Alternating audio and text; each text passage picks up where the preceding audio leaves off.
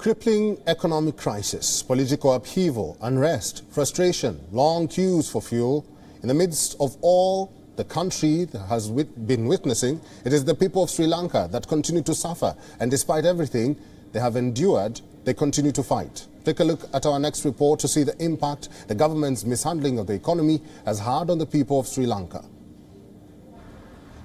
Sri Lanka's economic crisis has completely recast the lives of its once flourishing middle class. For many families who never had to worry about fuel or food, the effects of the crisis have been instant and painful. Years of progress towards a comfortable lifestyle derailed in a span of a few months. Even with a reliable paycheck, surviving a full month has become difficult. What we get from our as salaries, it's only worth for like a 2-3 weeks time.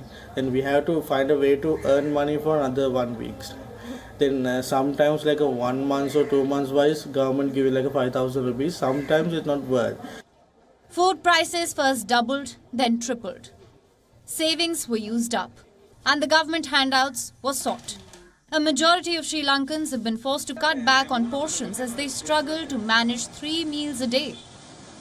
I'm a patient and I'm suffering from diabetes. We come and wait in the queue to buy kerosene almost every day, but we still don't get kerosene. For past 3 to 4 days, we don't even have enough to eat. We are facing a lot of hardships due to the shortage of kerosene. Days are spent waiting in serpentine queues to buy scarce fuel. Tuk-tuk drivers, with their 8-litre tanks, are forced to spend days lining up before they can run hires again.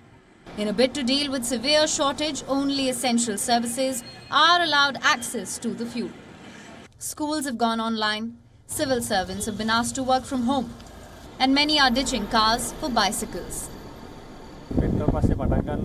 When the petrol problem came up, I tried to use WhatsApp group chats to check where petrol was available.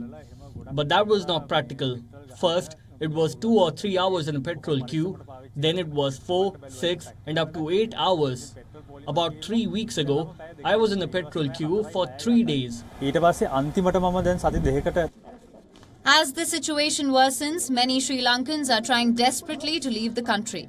About 3,000 people apply for a passport daily. With protests continuing and the government in a flux, the UN has warned of a malnutrition and a humanitarian crisis.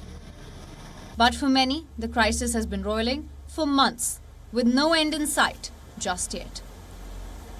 Bureau Report WION, World is One.